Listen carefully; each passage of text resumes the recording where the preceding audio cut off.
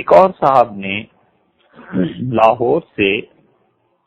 یہ بات دریافت کی ہے کہ مسجد میں نعتیں پڑھنے کا کیا حکم ہے؟ تو دیکھیے، ایک تو یہ ہے کہ مجلس واعظ کی، نصیحت کی کوئی ایسی چیز مسجد میں ہوئی، لوگوں کو کوئی بزرگ عالم دین ہے ان کا بیان سننے کے لیے بلایا گیا اور اس کے ضمن میں نعت حمد یہ پڑھنا درست ہے، کوئی حرج نہیں،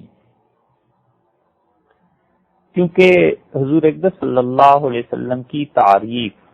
اس میں اشعار پڑھنا، حضور صلی اللہ علیہ وسلم کے صحیح معجزات جو واقعی ثابت ہیں ان کو بیان کرنا، آپ کی کمالات کا بیان کرنا نہ صرف جائز ہے بلکہ ثواب، خیر، برکت کی باعث ہیں یہ چیزیں، اور اللہ تعالی کی رضا بھی اس سے ملتی ہے، اور حضور صلی اللہ علیہ وسلم کی تعریف جو کی جاتی ہے اس سے حضرت صلی اللہ علیہ وسلم کی خوشی کی بھی امید ہے۔ اور یہ بات متعدد صحابہ کرام رضی اللہ عنہ سے ثابت بھی ہے، تو ایسے معجزات یا مضامین جو صحیح ہیں، صحیح روایات سے ثابت ہیں، بہت اچھا بیان کیے جائیں، نعتیں پڑھی جائیں بشرطے کہ ان کا مضمون صحیح ہو۔ من گھڑت کس سے بیان کرنا یہ درست نہیں ہے۔ ایک صورت تو یہ ہے کہ واعظ کی، نصیحت کی کوئی مجلس تھی اور اس کے ضمن میں نعت پڑھی گئی، حمد پڑھی گئی، یہ چیزیں درست ہیں۔ اور ایک صورت یہ ہے کہ مسجد میں صرف محفل نعت منعقد کی جائے اور کوئی کام نہیں ہے، کوئی واعظ نہیں، نصیحت نہیں، مختلف لوگوں کو بلایا ہوا ہے، بچے ہیں، بڑے ہیں، نعتیہ مقابلہ ہو رہا ہے اور مسجد میں نعتیں پڑھی جا رہی ہیں، صرف یہ محفل منعقد کرنا یہ درست نہیں ہے، جائز نہیں ہے۔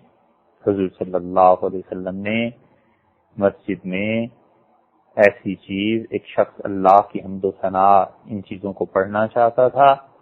اور رسول اللہ صلی اللہ علیہ وسلم نے مسجد میں پڑھنے کی اسے اجازت نہیں ارشاد فرمائی۔ مصنف عبدالرزاق میں آتا ہے کہ آپ نے ارشاد فرمایا کہ مسجد سے باہر نکل کے کچھ کہو۔ وہ مسجد سے باہر نکلا اور اس نے اللہ تعالیٰ کی حمد پر مبنی ایک چیز پڑھی اور رسول اللہ صلی اللہ علیہ وسلم نے اپنی چادر مبارک میں عنایت فرمائی۔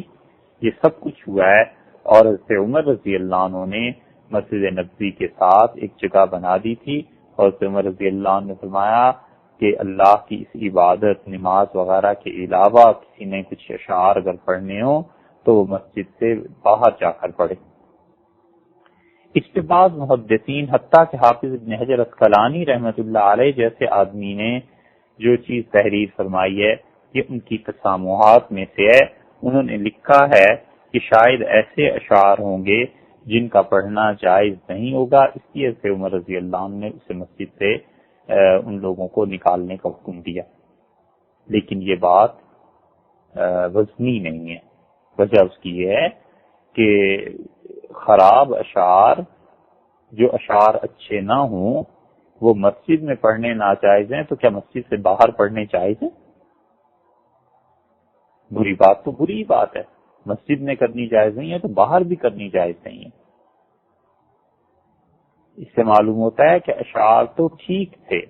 لیکن سیدنا عمر رضی اللہ عنہ نے اسے مسجد میں پڑھنے سے روکا، منع فرمایا اور برا محسوس کیا۔ حضرت حسان ابن ثابت رضی اللہ عنہ نے جو حضور صلی اللہ علیہ وسلم کی تعریف میں مسجد میں اشعار پڑھے ہیں،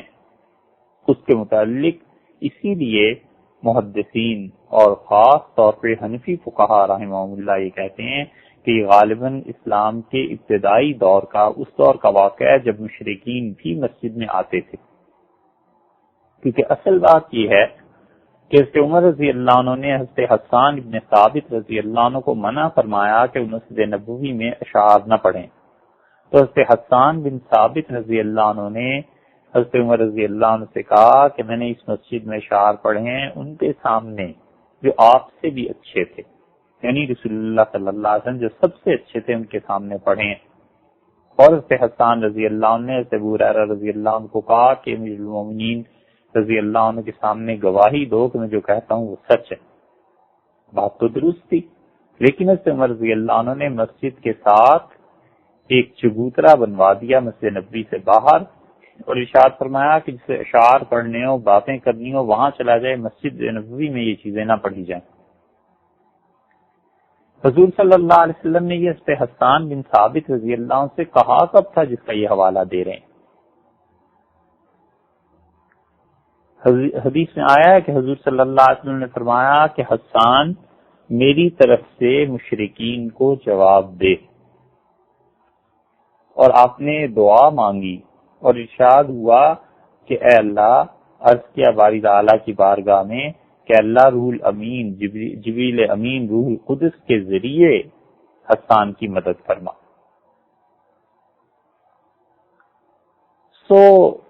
حضرت حسان بن ثابت رضی اللہ عنہ مسجد نبوی میں رسول اللہ صلی اللہ علیہ وسلم کی تعریف پر مبنی اشعار پڑھتے رہے، اور کفار جو تھے وہ رسول اللہ صلی اللہ علیہ وسلم کی مذمت میں ان کے خلاف اشعار پڑھتے تھے. اگر ہم یہ کہیں کہ یہ مسجد نبوی میں بعد کے دور کا واقعہ ہے تو سوال یہ پیدا ہوتا ہے کہ کافر تو اشعار پڑھ رہے ہیں بہت دور، اور یہاں مسلمان اپنی مسجد میں حضور صلی اللہ علیہ وسلم کی اپنی تعریف میں انہیں فرما رہے ہیں کہ تم اشعار پڑھو، تو اس کا کافروں کے ساتھ کیا تعلق بنے گا؟ اس لیے اس کی یہ توجیہ ماننا پڑے گی کہ اس زمانے کی بات ہے جس زمانے میں مسجد نبوی میں مدینہ منورہ میں مشرک بھی آتے تھے، مسلمان بھی آتے تھے. تو رسول اللہ صلی اللہ علیہ وسلم اس دور میں اس حسان رضی اللہ عنہ سے کہا کہ حسان اشعار پڑھو، اور مشرکین جب سنتے تھے ان اشعار کو مسجد نبوی میں تو وہ توہین کرنے والے مشرکوں سے جا کر ملتے تھے، انہیں بتاتے تھے کہ مسجد نبوی میں آج یہ شعر پڑھے گئے ہیں حضور صلی اللہ علیہ وسلم کی منقبت میں. اس لیے حنفی فقہا کا موقف یہ ہے کہ وہ کہتے ہیں صرف نعت کی محفلیں مسجد میں منعقد کرنا کہ کوئی آدمی نہ نماز پڑھ سکے نہ اور کوئی عبادت کر سکے، یہ صورت جائز نہیں ہے. فقہا نے اس کی تصریح کی ہے شامی میں، اور علامہ عینی رحمۃ اللہ علیہ نے بخاری کی شرح میں اس بات کو لکھا ہے. تو اس لیے خلاصہ اس ساری گفتگو کا یہ ہوا کہ دو صورتیں ہیں. ایک صورت تو یہ ہے کہ مسجد میں اچھے اشعار پڑھے جائیں، وعظ ہے، نصیحت ہے، مجلس ہے، کوئی عالم دین، کوئی بڑے اللہ کے نیک بندے ان کی حاضری ہوئی ہے مسجد میں، وہ کچھ ارشاد فرماتے ہیں، اس ضمن میں یہ چیزیں جائز. اور ایک صورت یہ کہ کوئی وعظ نصیحت کچھ نہیں اور محض محفل نعت منعقد کی جائے، تو مسجد کو اس مقصد کے لیے استعمال کرنا جائز نہیں.